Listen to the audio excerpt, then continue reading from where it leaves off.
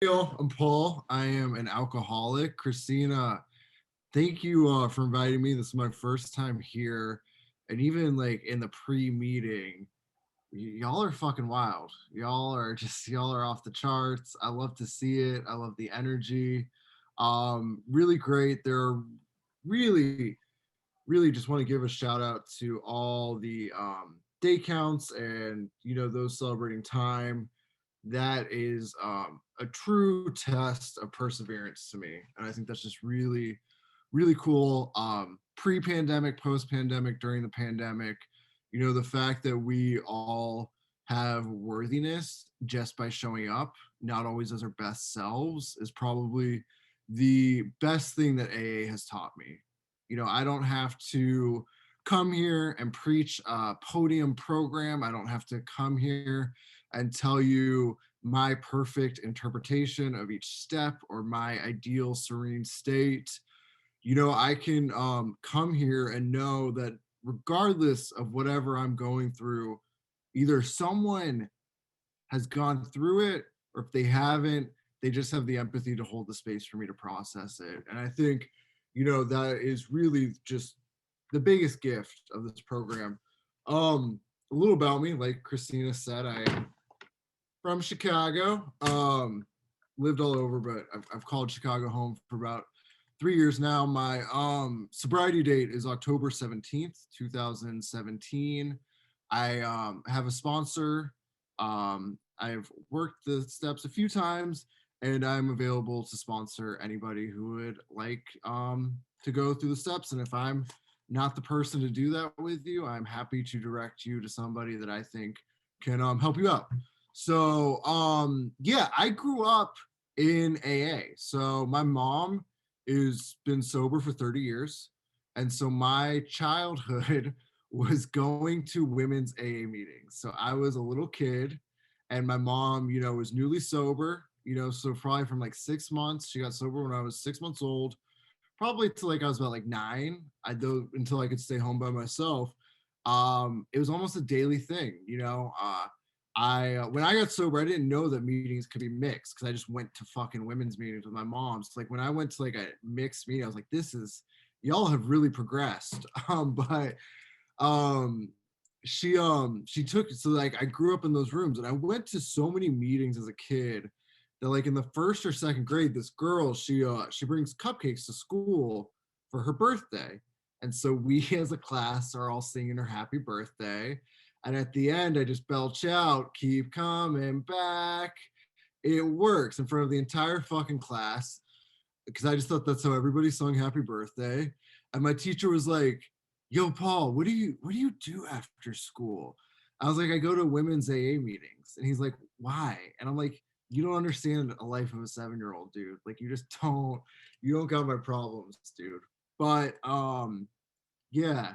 And who knows like what I picked up there? Like who knows? Like I remember my first time in adulthood returning to a room. My mom, I was living in New Orleans, and my mom had came to visit me, and it was right before I went to treatment. And this was before she came the second time to have an intervention on me. But I was so fucking out of my mind on alcohol and drugs that like she was like, you need to take me to an AA meeting. Like you have driven me so fucking insane. You need to take me to an AA meeting. And we went to I think it was like in the Maroney or someplace, but it was like I walked in and it was like April and like the Christmas lights were still up and there was an Easter decoration and there was like Halloween fucking decorations. And I remember like it felt like an old apartment. Like I'd never been in this space, but I was like, I know it's here. And then I remember I was like, yo, mom, should I take a newcomer's chip? And she goes, no, you'll just waste it. Leave it for somebody else. Like she like truly thought I was fucking hopeless. And this woman had like 28 years of sobriety at the time. But yeah, even though I grew up in a sober household, it was still very alcoholic. There's still a lot of abuse. There was still, verbal abuse. There was physical abuse. There were a lot of things that happened to me that shouldn't have happened. Both my parents, my stepdad, and my mom are in the program. And my mom and I have a great relationship now, but she was very physically abusive as a kid. And so that really just instilled within me this belief that like just something was wrong. Like I was broken, I was unlovable, I was unfixable. Like I just sort of felt that in my core. And the minute I got drunk, that all just went away. You know, I was 14 or 15 and I transferred high schools. And this is important. All right. Y'all need to take notes. I was a sophomore and the juniors wanted to hang out with me. And that's like a big fucking deal. Like you're the new kid and not even your class wants to, like the junior kids are like, yo, dude, you might be cool. And so they invite me to a bonfire, right? And they're like, yeah, man, bro, have you ever been to a bonfire, bro? And I was like, yeah, I fucking love bonfires. I'd never been to a fucking bonfire in my life. I get so insanely drunk. It's 2005. I end up in the hospital with a blood alcohol content of 0.20. And I had an IV in, I had a catheter in. They're shaking me. They're like, who's the president? Where are you? Who? And I was like, W, but he ain't my president. And like, just like going off on like all the fucking, you know, and I couldn't wait to do it again. You know, like I couldn't wait to do it again. And these kids were like, you're too crazy. Like, and that was like my first time ever interacting with alcohol. And so I go off to college. I go to Tennessee for college, and you know, I joined fraternity. I become social chair for a year and a half, and you know, my alcoholism, I can really say, um, was three things for me. I was either your best friend for 3 days, and like we would get drunk and do a bunch of drugs and have all these big plans, like ride in a converted U-Haul to Billings, Montana, because that sounded like a good idea. I would either be fighting people or I'd be sobbing in the corner about my trauma. Like those were the three fucking things that I could be. And you know, that's interesting to people when you're 21, 22. When you're 28, not so much. Like people have sort of moved on. You know, like they've sort of moved on. And you know, I couldn't I was never that person that wanted to control my drinking. Like I remember like being 22 or 23 and being like, it's abnormal that my goal is always to black out or get most obliterated. Like I was never somebody that was like, I'm just gonna have 2 beers tonight. Like when people would call me and be like, yo, we're going out for 2 beers, I'm like, you're a sociopath. Like, why are you wasting my time? Like if we're not getting blackout obliterated, like it's just a waste of money to me at this point, you know? It's like I was always like, whatever you put in front of me, I was gonna take until my body stopped, I ran out of money, or the law caught up to me. I could never stop on my own. I could never stop on my own. It was either physical, I am either vomiting or I'm passed out or both.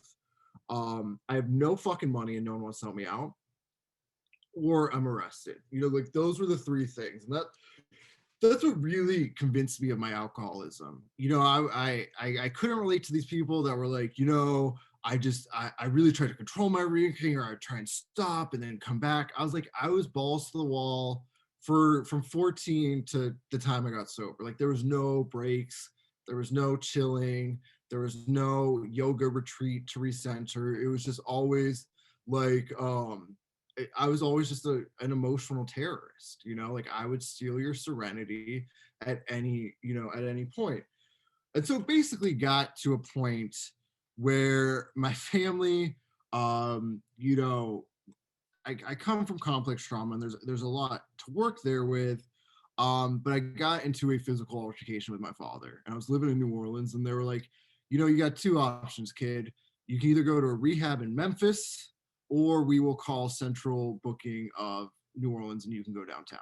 And I was like, you know what, I'll go to Memphis. I'll go to rehab in Memphis.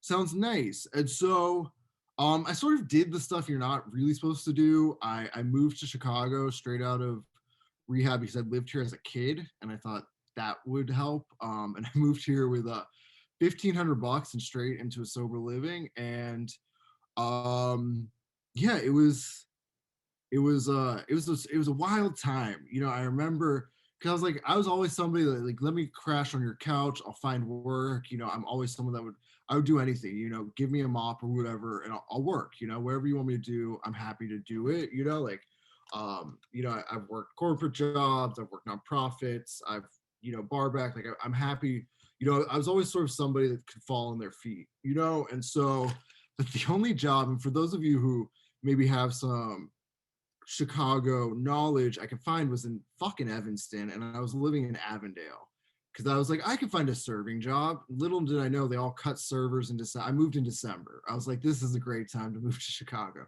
I move in December with like 45 days. I'm sweating, like it's like 10 degrees out. I'm sweating. And I'm in Avondale. And so I have to take a bus and 2 trains to work 14-hour shifts at a bar in Evanston. This was my genius idea. And by God's fucking grace, I stayed sober. Somehow, some way, I stayed sober. And I was a really entitled drinker, and I was a really entitled kid growing up. And so I remember, I'd have to leave the sober house at 1 to get there by 3. It could take 2 hours, and then I would have to come back. And I remember I'm like standing at the Belmont Red Line waiting for the bus, and it's 4 in the fucking morning, and I have like 3 months. And just like these little arrows would start in early sobriety that would just shake my thinking. And I remember thinking, huh, I'm pretty grateful to live in a city with 24-hour transportation. That's not how I normally fucking think. I would be like, fuck this. My dad needs to pay for this. My mom beat me. She needs to pay for this. My family is all fucked. It's their fault I'm this way. And their amends is financial until the day I fucking die. Like that was how I operated while drinking. And like just very like, it wasn't like these really big epiphanies, but there were just like these shifts and like thoughts of fucking of behavior, like I'm grateful to fucking live in a city in 20, like that is just not how my brain fucking thinks. And so like that's when I sort of started noticing like the spiritual side of this program, and sort of just like the shift in behavior. At 3 years in, I can't say and sit here that I've had a fucking Deepak Chopra one with the universe like spiritual experience. Like that's just not my spiritual experience. And that's perfectly great for people that have had it, and I believe them when they say it. It's just mine. For me, my spiritual experiences are like, I'm not yelling at people on the fucking street at noon. Like my spiritual experiences, I can take public transit and not be an asshole. Like, experience means something's happened, right?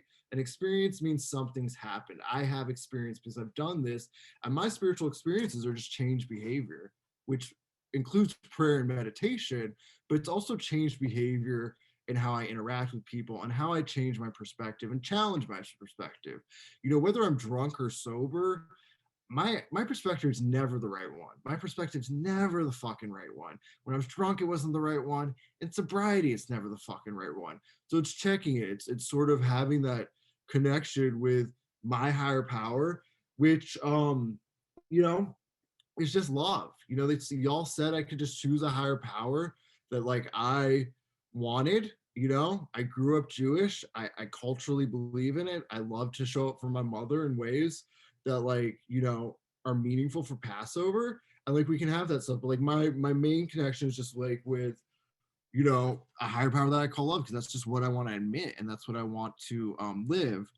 And it's such an easier way of life. I remember being in treatment, and they'd taken me. I went to rehab. I was on 9 fucking medications by the same doctor, just crazy shit. And they took me off, and I was gonna leave, and they go, Paul, don't you just want an easier way of life?